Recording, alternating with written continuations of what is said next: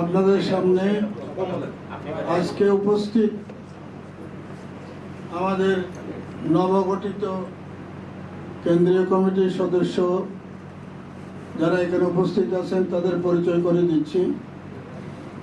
আমার ডান পাশে হযরত মাওলানা সাজিদুর রহমান, দারুল আরকাম বিবারিয়া মাদ্রাসার স্বনামধন্য প্রিন্সিপাল। তার ডান পাশে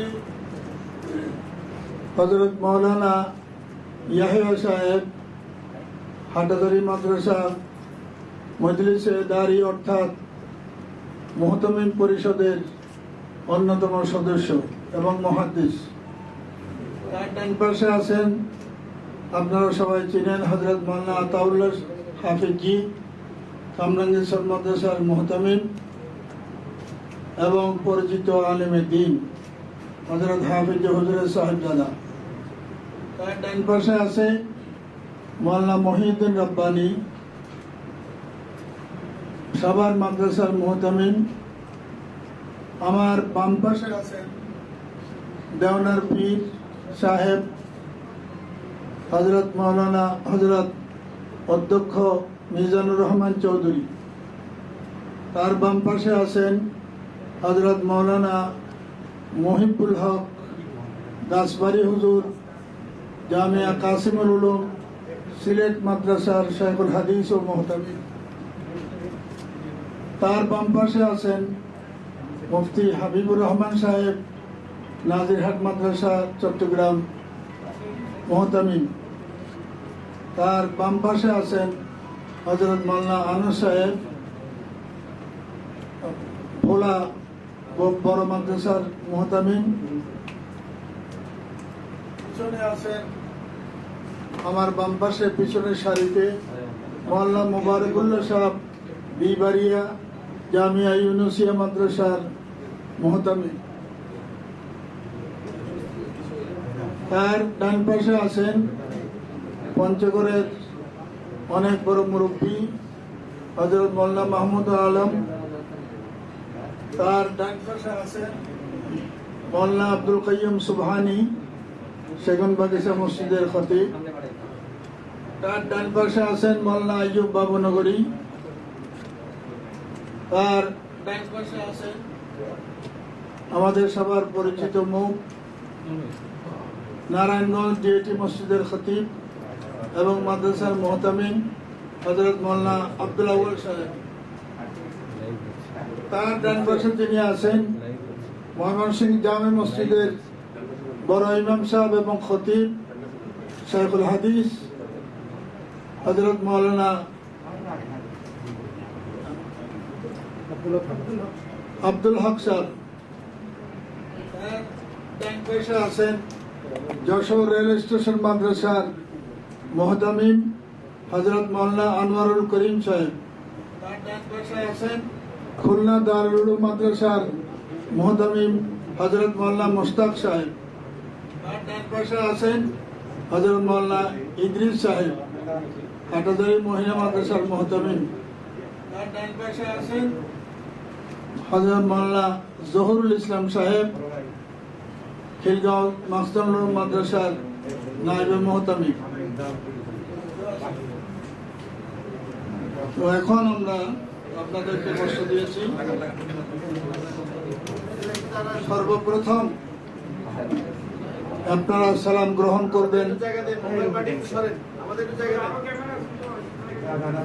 কথা বন্ধ করে মেহরবানি করে দুইজন আমাদের মুরব্বীর পক্ষ থেকে সালাম গ্রহণ করুন।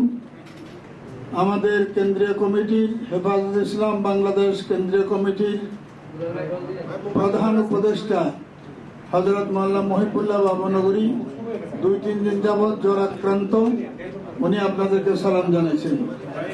এবং আমাদের আমির হেফাজত হযরত মাওলানা জুনায়েদ বাবনগরী আপনাদের সালাম জানাইছেন, উনি অসুস্থ, উপস্থিত হতে পারেন নাই। বাকি আপনাদের এখানে যারা উপস্থিত আছেন তাদের আমরা নাম বলছি। এখন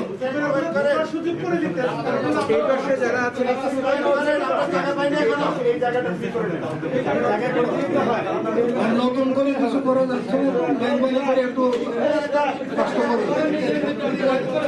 একটু কষ্ট করুন। বিসমিল্লাহির রহমানির রহিম।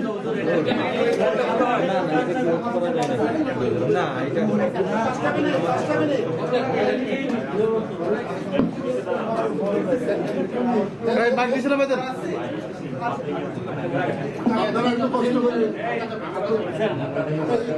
পেছনে দিয়ে এই পাশে আসেন, একটু চাপান, বামের দিকে একটু চাপান। এই ক্যামেরা এই পাশে আসেন।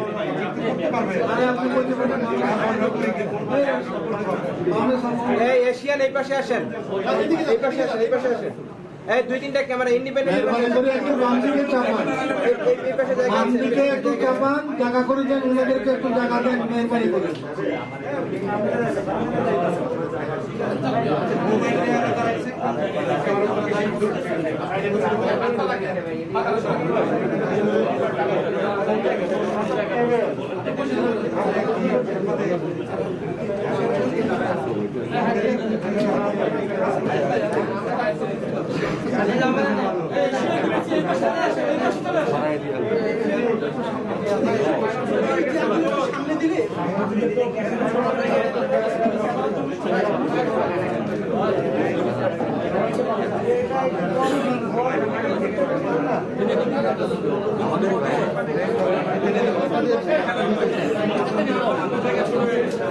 আরম্ভ করি।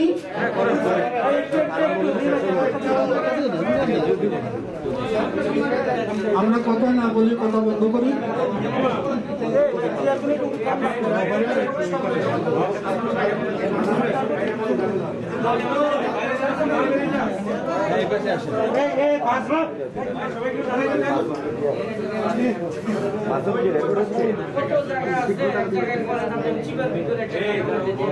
বিসমিল্লাহির রহমানির রহিম।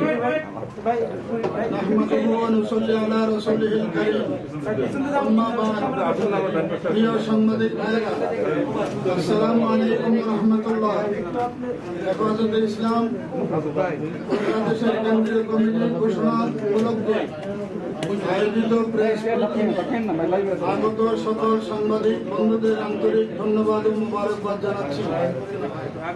প্রিয় সাংবাদিক বন্ধুগণ, আপনারা জানেন 2010 সালে হাটহাজারী মাদ্রাসার তৎকালীন মহাপরিচালক, দেশের সর্বজন শ্রদ্ধেয় আলেম শাইখুল ইসলাম আল্লামা শাহ আহমদ শফী রহমতুল্লাহ আলাইহি ঈমান আকীদা রক্ষার উদ্দেশ্যে হেফাজতে ইসলাম বাংলাদেশ নামে একটি ধর্মীয়, আধ্যাত্মিক ও রাজনৈতিক সংগঠন প্রতিষ্ঠা করেন।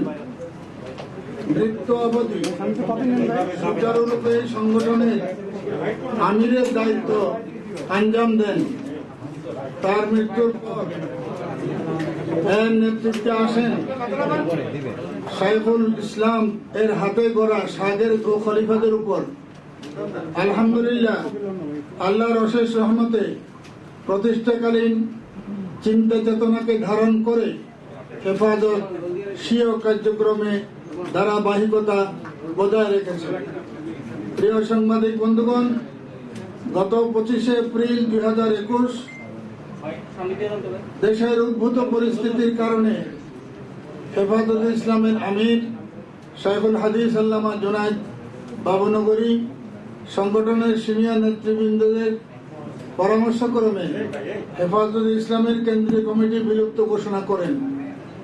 একই সাথে সেদিন হেফাজতের প্রধান মুরব্বী মুজাহিদে মিল্লাত আল্লামা শাহ মহিবুল্লাহ বাবুনগরী, প্রধান উপদেষ্টা আল্লামা জুনায়েদ বাবুনগরীকে আমির ও আল্লামা নুরুল ইসলাম মহাসচিব আল্লামা সালাউদ্দিন ও অধ্যক্ষ মিজান চৌধুরী পীর সাহেব দেওয়ানাকে সদস্য করে 5 সদস্যের আহ্বায়ক কমিটি ঘোষণা করা হয় এবং সিদ্ধান্ত হয় যে এই আহ্বায়ক কমিটি দ্রুততম সময়ের মধ্যে পূর্ণাঙ্গ কমিটি ঘোষণা করবে।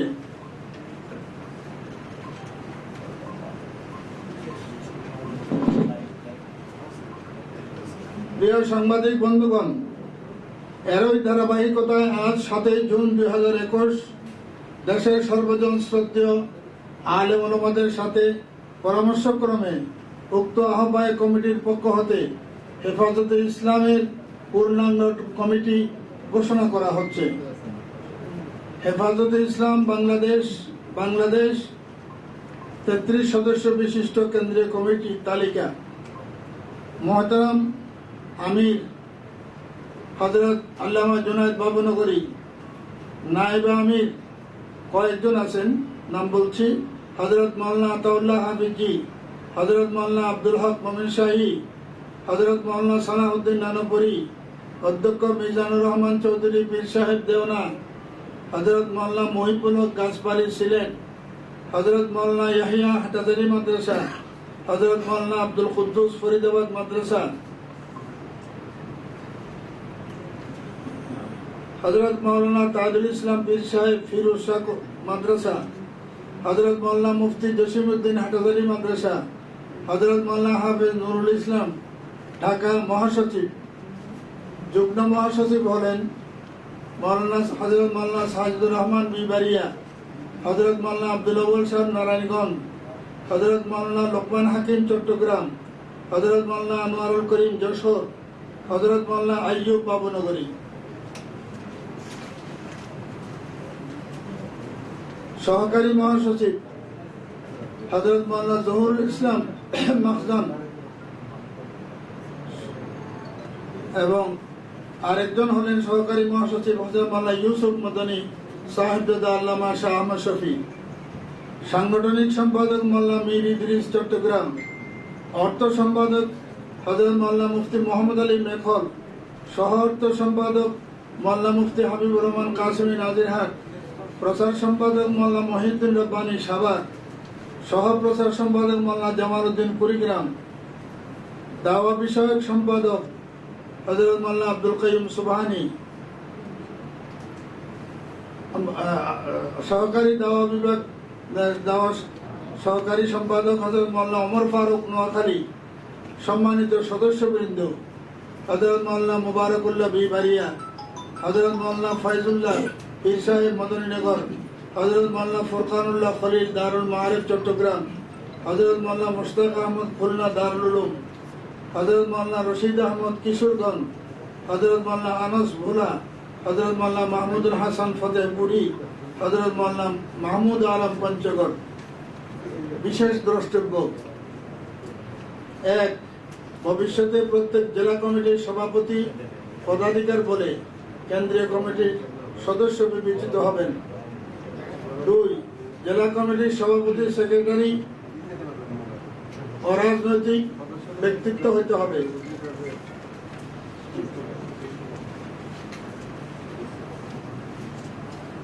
হেফাজত ইসলাম বাংলাদেশের 16 সদস্য বিশিষ্ট উপদেষ্টা কমিটি। প্রধান উপদেষ্টা আল্লামা মহিবুল্লাহ বাবুনগরী। এরপরে উপদেষ্টা হলেন মাওলানা আব্দুল সালাম চাটগামী হাটাজারি মাদ্রাসা, আল্লামা সুলতান জৌব নদভী, আল্লামা আব্দুল হালিম বুখারী পটিয়া, আল্লামা নুরুল ইসলাম আদিব ফেনী, আল্লামা আব্দুল মালিক হালিম, আল্লামা আব্দুর রহমান হাফিজি মোমিন শাহী, আল্লামা রশিদুর রহমান ফারুক বরনবী, আল্লামা নুরুল হক চট্টগ্রাম কুমিল্লা, আল্লামা আবুল কালাম মোহাম্মদপুর, আল্লামা শিবির আহমদ নোয়াখালী, আল্লামা জালাল আহমদ ভোজপুর চট্টগ্রাম, আল্লামা আশেক আলাহি উজানি, আল্লামা হাবিবুল্লাহ বাবুনগরী, আল্লামা আব্দুল বসির সুনামগঞ্জ, আল্লামা আব্দুর রহমান ফেনী। এরপরে একটা খাস কমিটি গঠন করা হয়েছে, সেটার মধ্যে 9 সদস্য বিশিষ্ট কেন্দ্রীয় খাস কমিটি। 1 নম্বর মাওলানা মহিবুল্লাহ বাবুনগরী, 2 আল্লামা হাফেজ জুনায়েদ বাবুনগরী, 3 আল্লামা আতাউল্লাহ হাফিজি, 4 হাফেজ নুরুল ইসলাম, অধ্যক্ষ মিজানুর রহমান চৌধুরী পীর সাহেব দেওনা, আল্লামা সাজিদুর রহমান সাহেব বিবারিয়া, আল্লামা মহিবুল হক সাহেব গাছবাড়ি, আল্লামা আব্দুল আউয়াল সাহেব নারায়ণগঞ্জ, আল্লামা মহিউদ্দিন রব্বানী সাভার। বিশেষ দ্রষ্টব্য: উক্ত খাস কমিটি মজলিসে শুরা হিসাবে বিবেচিত হবে। 2, হেফাজতের মূল পরিকল্পনাকারী হিসাবে বিবেচিত হবে। 3, তাৎক্ষণিক প্রয়োজনীয় সিদ্ধান্ত গ্রহণ করতে পারবে। আপনারা যারা এখানে উপস্থিত হয়েছেন, আমরা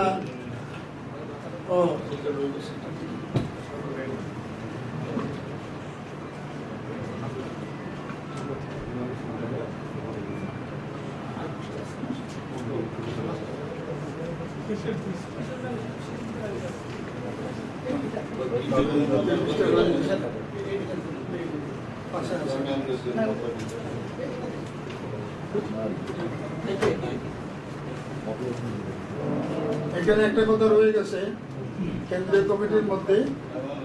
প্রিয় সাংবাদিক বন্ধুগণ, আজকের প্রেস করছি না, আজকের প্রেস ব্রিফিং এ উপস্থিত হওয়ার আপনাদের আবারও আন্তরিক মোবারকবাদ ও শুকরিয়া জানাচ্ছি। আমরা আশা করি আমাদের গণমাধ্যমের বন্ধুগণ ইসলাম ও দেশের স্বার্থে অতীতের মতো ধর্মীয় ও রাজনৈতিক সংগঠন হেফাজতে ইসলাম বাংলাদেশের সাথে থাকবেন, সহায়তা করবেন। মোহাম্মদ নুরুল ইসলাম, আহ্বায়ক কমিটির পক্ষে মোহাম্মদ নুরুল ইসলাম, মহাসচিব হেফাজতে ইসলাম বাংলাদেশ। আপনাদেরকে অনেক অনেক ধন্যবাদ। অনেক কষ্ট করে আমাদের এই ছোট্ট জায়গার মধ্যে আসছেন। প্রশ্ন খুব সংক্ষেপে কিছু করে যাবে। আমরা ব্রিফিং সাংবাদিক সম্মেলন হিসেবে এটা রাখা হয় না, তারপরেও আপনাদের কোনো কথা থাকলে সংক্ষেপে একটু বলতে পারেন। এই 33 সদস্য বিশিষ্ট কমিটির মধ্যে কতজন জেলে আছেন এই মুহূর্তে, বা জেলে যারা আছেন তাদের মধ্যে কেউ আছেন কিনা এখানে একটু সুনির্দিষ্টভাবে যদি বলেন। জেলে যারা আছে এটা তালিকার মধ্যে নাই। মানে তাদেরকে বাদ রাখার কারণ কি? জি, মানে তাদেরকে কমিটিতে না রাখার কারণ কি? যারা কমিটিতে জেলে আছে তারা রাখা না রাখার কোনো প্রশ্ন করা উচিত না, কারণ কমিটি বিলুপ্ত হয়ে গেছে। কমিটি বিলুপ্ত হয়ে গেছে। আহ্বায়ক কমিটির দায়িত্ব ছিল নতুন কমিটি, কেন্দ্রীয় কমিটি ঘোষণা করা। সেই জন্য আমরা আজকে কেন্দ্রীয় কমিটি ঘোষণা করছি। তাকে বাদ দেওয়া না দেওয়া, রাখা না রাখার প্রশ্ন এখানে না করলে ভালো হয়। তারা কি হেফাজত সংশ্লিষ্ট না? একজন বলুন। তারা কি হেফাজতের সাথে সংশ্লিষ্ট না? আমি তো সবাই হেফাজতের সাথে জনাব সম্পৃক্ত। মহাসচিব, আপনাদের একটি বিষয় আমরা একটু ওনারটা বলি, জি একজন বলি, অসুবিধা নাই। জি, কষ্ট হলো একটু আস্তে আস্তে বলি। জি, জি। তো উনি বললেন যে হেফাজতের এইটা সমস্ত মুসলমান হেফাজতে ইসলাম বাংলাদেশের সদস্য। বাকি যেহেতু এটা অরাজনৈতিক সংগঠন, আমাদের মুরব্বীর ঘোষণা, সেই হিসাবে অরাজনৈতিক কর্মকাণ্ড, অরাজনৈতিক কর্মসূচি এই কমিটি সবসময় থাকবে। কাউকে বাদ দেওয়া, কাউকে বাছাই করার প্রশ্ন নেই এখানে। আজকে কমিটি এটা চিন্তা ভাবনা করি, এটা কমিটি ঘোষণা করছে। যে আপনি কি বলেন? আমি বলছিলাম যে আপনাদের যে কমিটিতে এর আগে যারা ছিলেন তাদের কিছু বিষয়ে সারা দেশে একটা অবস্থান তৈরি হয়েছিল। আপনাদের বিশেষ করে আপনাদের একজন এখানে যারা আছে আগের কমিটির, কিন্তু দেখা গেছে যে আপনারা তাকে গ্রেপ্তার হওয়ার পর তাকে বাদ দিয়েছেন। বিশেষ করে আমরা বাদ দেখেছি দেওয়ার প্রশ্নেই নাই। আপনারা আমি বলি আপনারা একটু বলে আপনার কথা বুঝছি। যদি কেউ আজকে এখানে কারো বিষয়ে কোনো আপত্তি থাকে, নৈতিক স্খলন থাকে, আমার তার কথা। মধ্যে যে আপনারা কি ব্যবস্থা আমাদের এখানে আজকে যারা উপস্থিত হয়েছেন সব হেফাজতের কেন্দ্রীয় কমিটিতে ছিলেন। যারা এখানে উপস্থিত সব হেফাজতের কেন্দ্রীয় কমিটির সদস্য। হেফাজতের কেন্দ্রীয় কমিটির সদস্য 151 জন। এখন আমরা এটাকে প্রাথমিক পর্যায়ে ছোট্ট পরিসরে এটা করছি। এরপরে কমিটি সিদ্ধান্ত নেবে কাদের রাখা হবে না রাখা হবে। বাদে প্রশ্ন ছিল এদিক থেকে কি একটা প্রশ্ন ছিল, আপনাদের এই কমিটিতে, নতুন কমিটিতে সাতপন্থী বা জুবাইরপন্থী, এটা পরিষ্কার করে এটা একটু নামায় কথা বললে আমি শুনবো। হুজুর আপনাদের বর্তমান কমিটিতে সাতপন্থী বা জুবাইরপন্থী কারা কারা আছে? কি পন্থী? সাতপন্থী আর জুবাইরপন্থী। এটা তো হেফাজতে ইসলাম, এটা তো তবলিগি জামাত না। এই প্রশ্ন কেন কেন বলেন? একটু সুনির্দিষ্টভাবে আমি একটু জানতে চাই একটি বিষয়, সেটি হচ্ছে যে যারা জেলে আছেন তারা নিঃসন্দেহে হেফাজতের ত্যাগী নেতা বলে। আপনি বলছেন, এটার উত্তর দিচ্ছি। আমি একটু বলছি, কিন্তু একটা কমিটি হওয়ার সেটা কমিটি চিন্তা করবে, পরে কমিটি চিন্তা করবে। জনাব, এদিকে একটা প্রশ্ন আছে। সুযোগ আছে, হ্যাঁ বলেন। আপনাদের গত কমিটি বিলুপ্ত করার আগে যে কি? আপনাদের যে কমিটি বিলুপ্ত করা হয়েছিল, হ্যাঁ, এই কমিটি বিলুপ্ত করার পিছনে আমরা যা জানতে পেরেছিলাম যে আপনাদের যে একটা বিদ্রোহী গ্রুপ ছিল তাদের চাপে আপনারা কমিটি বিলুপ্ত করেছিলেন। এখন সেই গ্রুপের কোন নেতাকে বর্তমান কমিটি তো দেখা যাচ্ছে না। আপনাদের এই কমিটি আপনারা আসলে ঠিক থাকবে কিনা ভবিষ্যতে? আপনার কথা আমি ক্লিয়ার বুঝতে পারি না।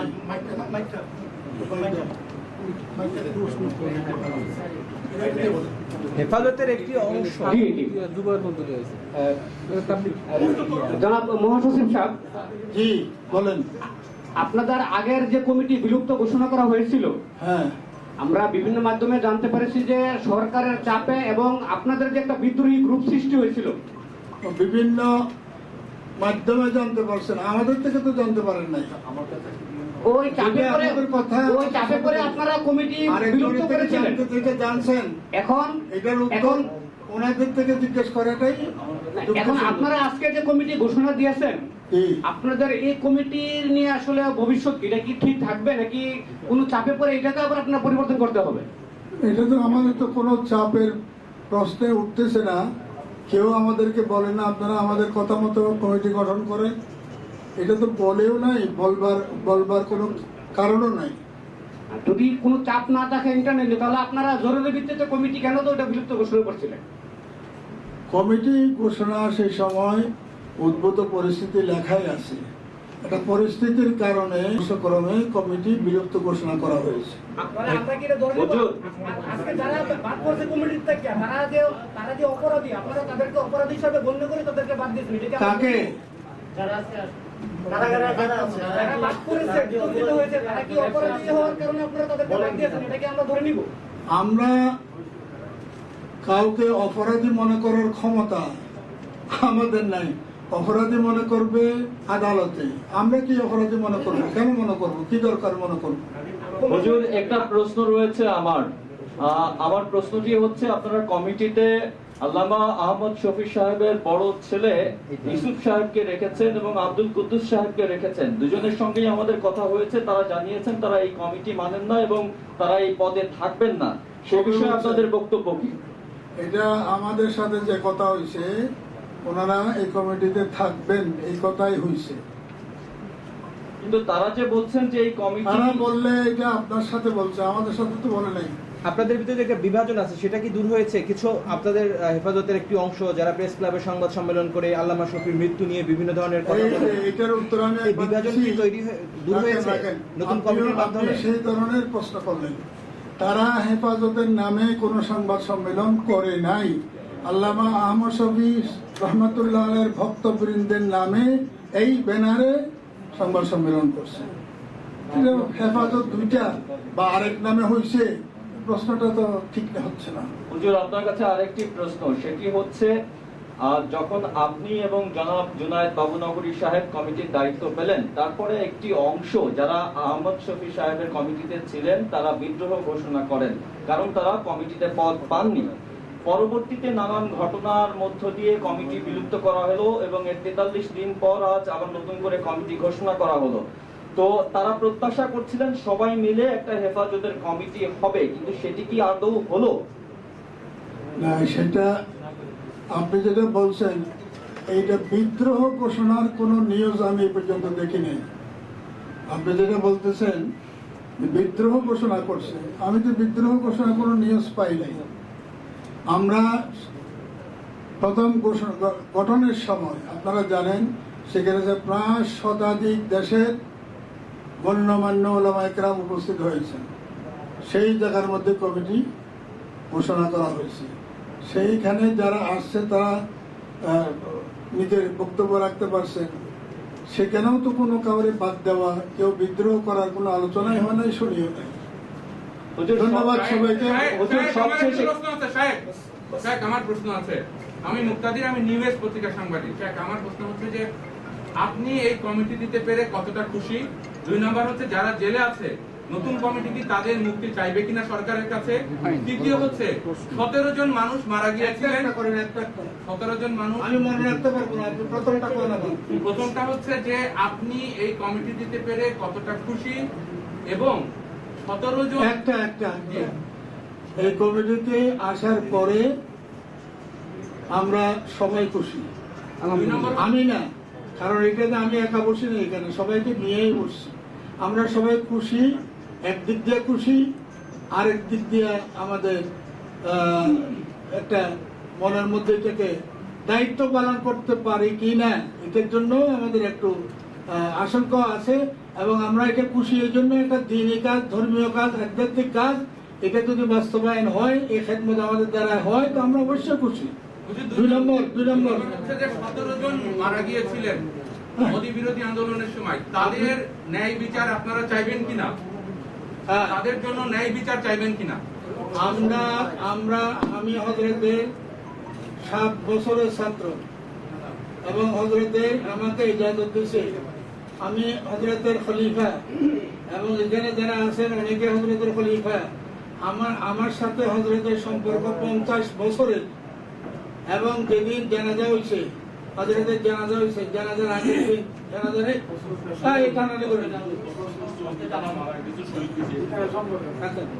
না উনি বলছেন হযরতের বিরুদ্ধে, হযরতের জানাজা আমি শরীক ছিলাম। এখানে কেউ বলে নাই, জানাজার মধ্যেও এই কথা বলে নাই হযরত শহীদ হয়েছে, হযরতের জন্য দোয়া করে। আরেকটা কি বললেন, যারা মারা গেছে, যারা মারা গেছে তাদের ব্যাপারে আপনারা নিশ্চয় সাংবাদিক, দায়িত্বপূর্ণ কাজ করেন, আপনারা গুরুত্বপূর্ণ কাজ করেন, সচেতন। আপনারা দেখছেন মিডিয়ার মধ্যে এমন কোন গ্রেফতারকৃত আলেম নাই যার ছবি, আমার ছবি দিয়ে আমি তার মুক্তির দাবি করি নাই। এবং তাদেরকে যাতে নির্যাতন না করা হয়, মানসিক শারীরিক নির্যাতন না করা হয়, সরকারের কাছে আমি দাবি জানাইছি। এবং আমার সাথে উলামায়ে কেরামের একটা দল নিয়ে লিখিতভাবে 4 দফা, তার মধ্যে একটা এটাও ছিল যে তাদেরকে যাতে মানসিক শারীরিক কোনো নির্যাতন করা না হয়, অবিলম্বে তাদের মুক্তি দেওয়া হয়। এটা স্বরাষ্ট্রমন্ত্রীর বাসায় যেও বলছি, এটা আমাদের অব্যাহত থাকবে। আর যারা মারা গেছেন, 17 জন যে মারা গিয়েছিল তাদের ন্যায় বিচার চাইবেন কিনা? অবশ্যই চাইতেছি, আমরা তো চাই আসতেছি। এই নতুন কমিটি কি চাইবে? অবশ্যই চাইব। মজলুম যারা মজলুম হইয়া মারা গেছে, নিরপরাধ, তাদের ব্যাপারে তো অবশ্যই বলতে হবে। হুজুর, আমার সবশেষে শুকরিয়া, আপনাদের ধন্যবাদ। হুজুর, আসসালামু আলাইকুম ওয়া রাহমাতুল্লাহ। সবশেষে একটি প্রশ্নের উত্তর